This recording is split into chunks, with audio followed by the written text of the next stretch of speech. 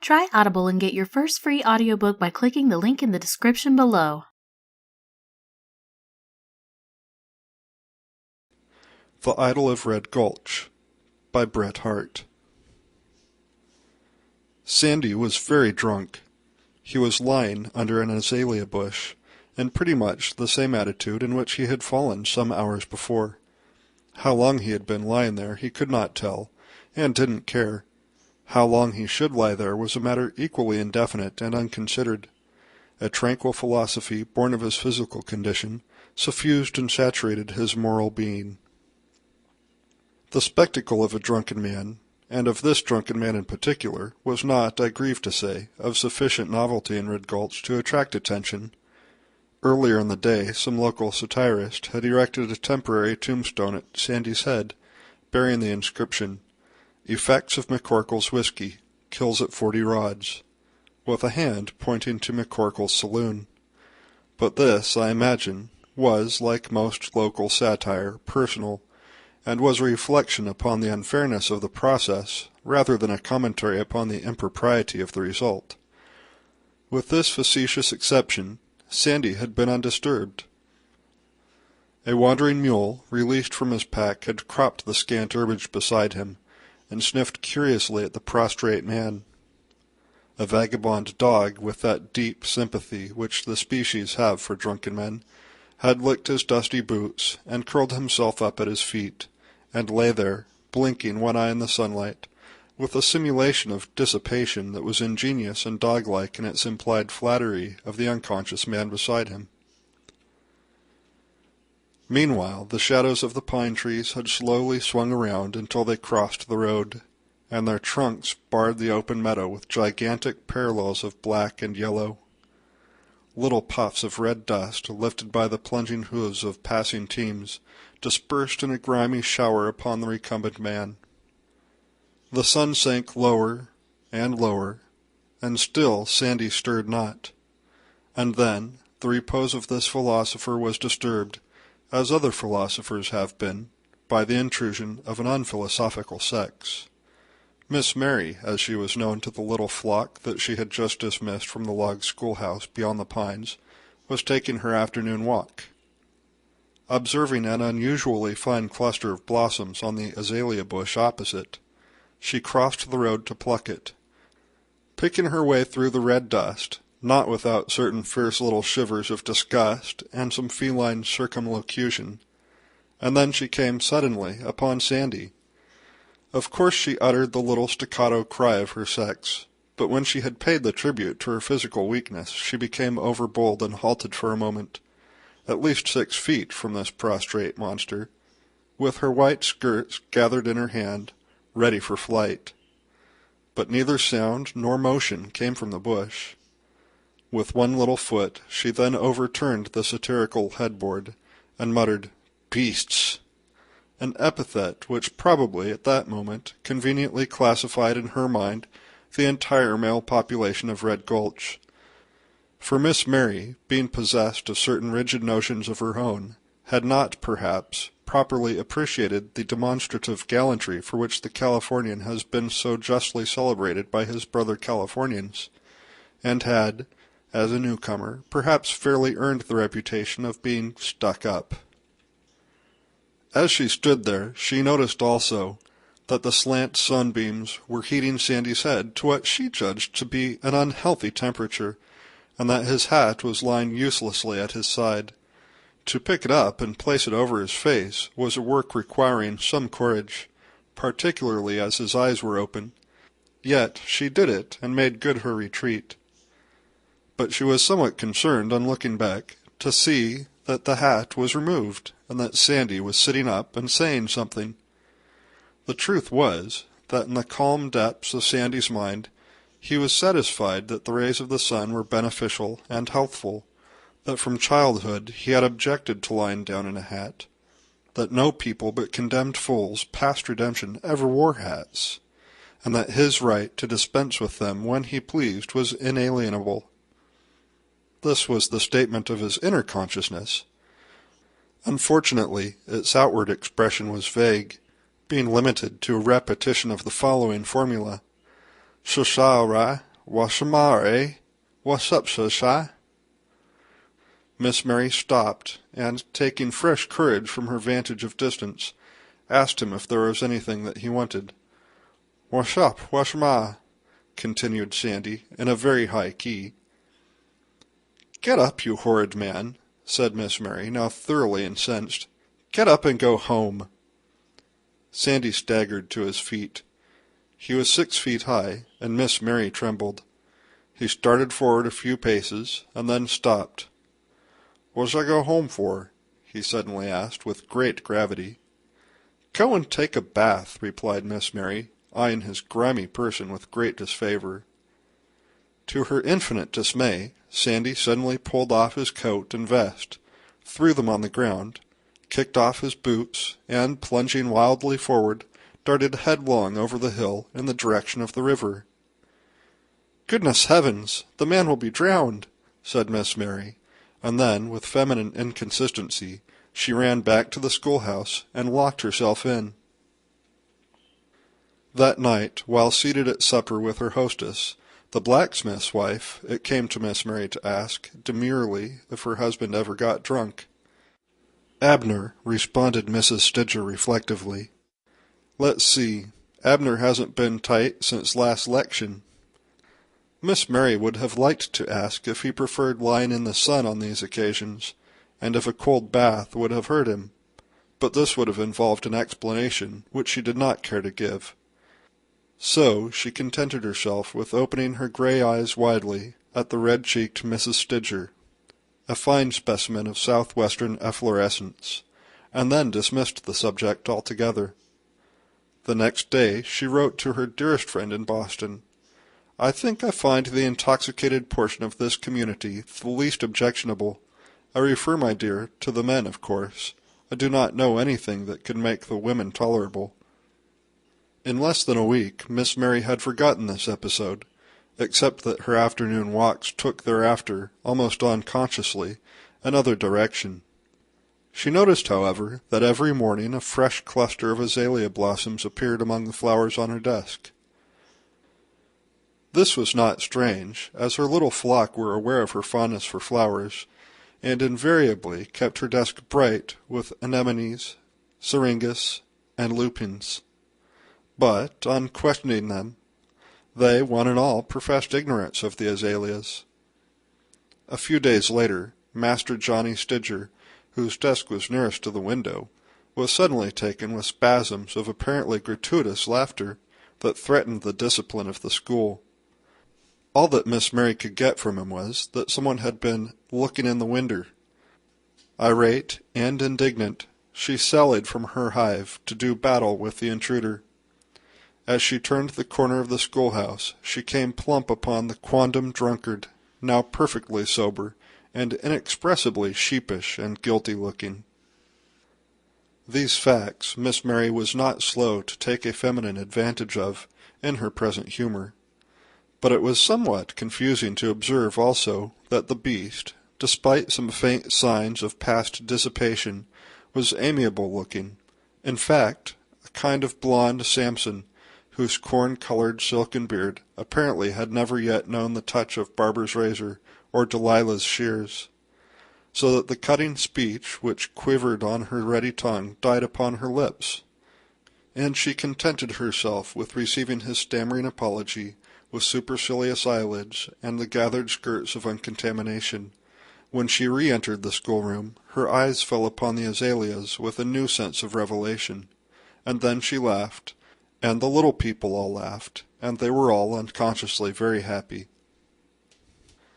It was a hot day, and not long after this, that 2 short-legged boys came to grief on the threshold of the school with a pail of water, which they had laboriously brought from the spring, and that Miss Mary compassionately seized the pail and started for the spring herself.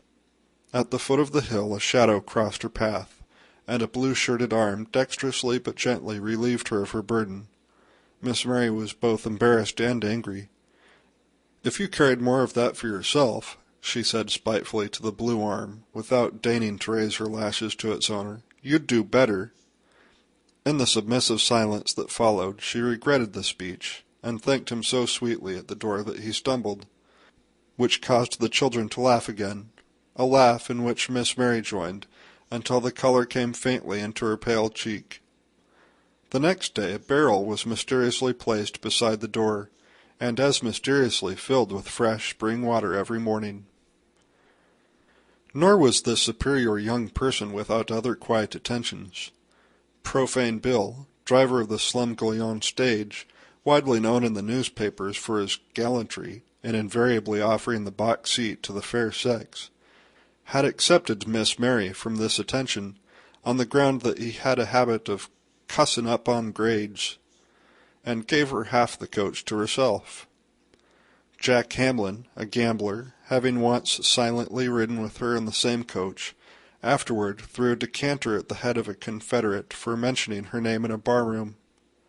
The overdressed mother of a pupil, whose paternity was doubtful, had often lingered near this astute Vestal's temple, never daring to enter its sacred precincts, but content to worship the priestess from afar.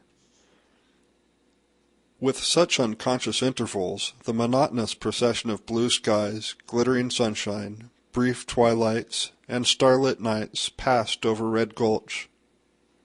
Miss Mary grew fond of walking in the sedate and proper woods. Perhaps she believed, with Mrs. Stidger, that the balsamic odors of the firs did her chest good, for certainly her slight cough was less frequent, and her step was firmer. Perhaps she had learned the unending lesson which the patient pines are never weary of repeating to heedful or listless ears. And so, one day, she planned a picnic on Buckeye Hill, and took the children with her. Away from the dusty road, the straggling shanties, the yellow ditches, the clamor of restless engines, the cheap finery of shop windows, the deeper glitter of paint and colored glass, and the thin veneering which barbarism takes upon itself in such localities, what infinite relief was theirs! The last heap of ragged rock and clay passed, the last unsightly chasm crossed, how the waiting woods opened their long files to receive them! How the children, perhaps because they had not yet grown quite away from the breast of the bounteous mother, threw themselves face downward on her brown bosom with uncouth caresses, filling the air with their laughter, and how Miss Mary herself, felinely fastidious, and entrenched as she was in the purity of spotless skirts, collars, and cuffs, forgot all, and ran like a crested quail at the head of her brood, until romping, laughing, and panting, with a loosened braid of brown hair, a hat hanging by a knotted ribbon from her throat, she came suddenly and violently in the heart of the forest upon the luckless Sandy. The explanations, apologies, and not overwise conversation that ensued need not be indicated here. It would seem, however, that Miss Mary had already established some acquaintance with this ex-drunkard, enough that he was soon accepted as one of the party, that the children, with that quick intelligence which Providence gives the helpless, recognized a friend, and played with his blond beard and long silken mustache, and took other liberties, as the helpless are apt to do. And when he had built a fire against a tree, and had shown them other mysteries of woodcraft, their admiration knew no bounds.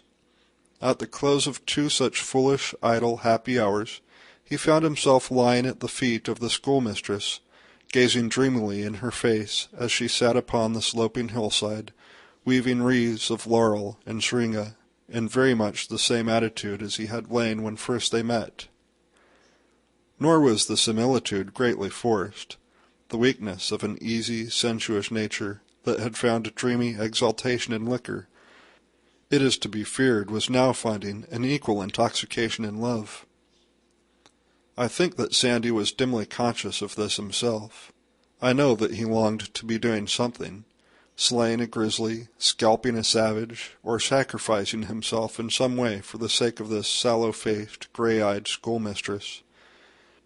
As I should like to present him in an heroic attitude, I stay my hand with great difficulty at this moment, being only withheld from introducing such an episode by a strong conviction that it does not usually occur at such times, and I trust that my fairest reader, who remembers that, in a real crisis, it is always some uninteresting stranger or unromantic policeman, and not Adolphus, who rescues, will forgive the omission.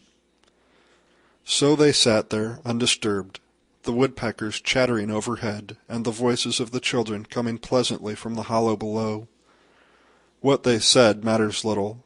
What they thought, which might have been interesting, did not transpire.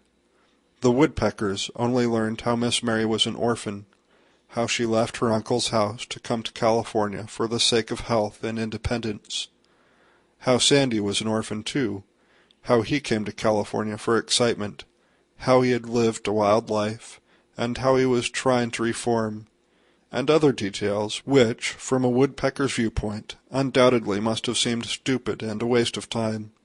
But even in such trifles was the afternoon spent, and when the children were again gathered, and Sandy, with a delicacy which the schoolmistress well understood, took leave of them quietly at the outskirts of the settlement, it had seemed the shortest day of her weary life. As the long dry summer withered to its roots, the school term of Red Gulch, to use local euphemism, dried up also. In another day Miss Mary would be free, and for a season, at least, Red Gulch would know her no more. She was seated alone in the schoolhouse, her cheek resting on her hand, her eyes half closed in one of those daydreams in which Miss Mary, I fear, to the danger of school discipline, was lately in the habit of indulging. Her lap was full of mosses, ferns, and other woodland memories.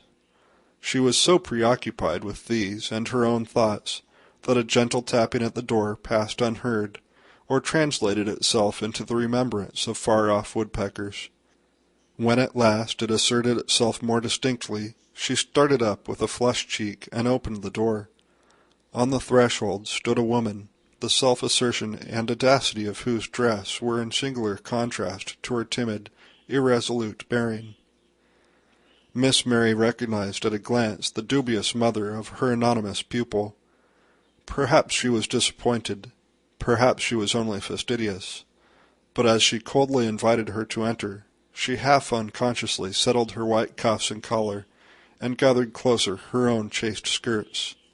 It was, perhaps, for this reason that the embarrassed stranger, after a moment's hesitation, left her gorgeous parasol open and sticking in the dust beside the door, and then sat down at the further end of a long bench. Her voice was husky as she began. "I heard tell that you were going down to the bay tomorrow, and I couldn't let you go until I came to thank you for your kindness to my Tommy." Tommy, Miss Mary said, was a good boy, and deserved more than the poor attention she could give him. "Thank you, miss, thank you," cried the stranger, brightening even through the color which Red Gulch knew facetiously as her war-paint, and striving, in her embarrassment, to drag the long bench nearer the schoolmistress. "I thank you, miss, for that, and if I am his mother, there ain't a sweeter, dearer, better boy lives than him. And if I ain't much as says it, there ain't a sweeter, dearer angel or teacher lives than he's got." Miss Mary, sitting primly behind her desk, with a ruler over her shoulder, opened her gray eyes widely at this, but said nothing. "It ain't for you to be complimented by the likes of me, I know," she went on hurriedly. "It ain't for me to be comin' here in broad day to do it either, but I come to ask a favor. Not for me, miss, not for me, but for the darlin' boy." Encouraged by a look in the young schoolmistress's eye, and putting her lilac-gloved hands together, the ringers downward between her knees, she went on, in a low voice. "You see, miss, there's no one the boy has any claim on but me, and I ain't the proper person to bring him up. I thought some last year of sending him away to Frisco to school, but when they talked of bringing a schoolma'am here, I waited till I saw you, and then I knew it was all right, and I could keep my boy a little longer. And oh, miss, he loves you so much, and if you could hear him talk about you in his pretty way, and if he could ask you what I ask you now, you couldn't refuse him." It is natural," she went on rapidly, in a voice that trembled strangely between pride and humility. "It's natural that he should take on you, miss, for his father, when I first knew him, was a gentleman, and that boy must forget me sooner or later, and so I ain't a-going to cry about that, for I come to ask you to take my Tommy. God bless him for the bestest, sweetest boy that lives. To take him with you." She had risen and caught the young girl's hand in her own, and had fallen on her knees beside her. "I've money plenty, and it's all yours and his. Put him in some good school where you can go and see him, and help him to forget his mother. Do with him what you like. The worst you can do will be kindness to what he will learn with me. Only take him out of this wicked life, this cruel place, this home of shame and sorrow. You will, I know you will, won't you? You will. You must not, you cannot say no. You will make him as pure, as gentle as yourself, and when he is grown up you will tell him his father's name, the name that hasn't passed my lips for years, the name of Alexander Morton, whom they call here Sandy. Miss Mary, do not take your hand away. Miss Mary, speak to me. You will take my boy. Do not put your face from me. I know it ought not look on such matters as me. Miss Mary, my God, be merciful. She is leaving me." Miss Mary had risen, and in the gathering twilight had felt her way to the open window. She stood there, leaning against the casement, her eyes fixed on the last rosy tints that were fading from the western sky. There was still some of its light on her pure young forehead, on her white collar, on her clasped white hands, but all fading slowly away. The suppliant had dragged herself, still on her knees, beside her. "I know it takes time to consider. I will wait here all night, but I cannot go until you speak. Do not deny me now. You will. I see it in your sweet face. Such a face as I have seen in my dreams. I see it in your eyes. Miss Mary, you will take my boy." The last red beam crept higher, suffused Miss Mary's eyes with something of its glory, flickered, and faded, and went out. The sun had set on Red Gulch. In the twilight and silence, Miss Mary's voice sounded pleasantly. "I will take the boy. Send him to me tonight." The happy mother raised the hem of Miss Mary's skirts to her lips. She would have buried her hot face in its virgin folds, but she dared not. She rose to her feet. "Does this man know of your intention?" asked Miss Mary suddenly. "No, nor cares. He has never seen the child to know it." "Go to him at once, tonight, now. Tell him what you have done. Tell him I have taken his child, and tell him he must never see the child again. Wherever it may be, he must not come. Wherever I may take it, he must not follow. There, go now, please. I'm weary, and have much yet to do." They walked together to the door. On the threshold the woman turned. "Good night." She would have fallen at Miss Mary's feet, but at the same moment the young girl reached out her arms, caught the sinful woman to her own pure breast for one brief moment, and then closed and locked the door. It was with a sudden sense of great responsibility that profane Bill took the reins of the Slumgullion stage the next morning, for the schoolmistress was one of his passengers. As he entered the high road, in obedience to a pleasant voice from the inside, he suddenly reined up his horses and respectfully waited, as Tommy hopped out at the command of Miss Mary. "Not that bush, Tommy, the next." Tommy whipped out his new pocket-knife, and cutting a branch from a tall azalea bush, returned with it to Miss Mary. "All right now?" "All right." And the stage door closed on the Idyl of Red Gulch. End of The Idyl of Red Gulch by Bret Harte. Try Audible and get your first free audiobook by clicking the link in the description below.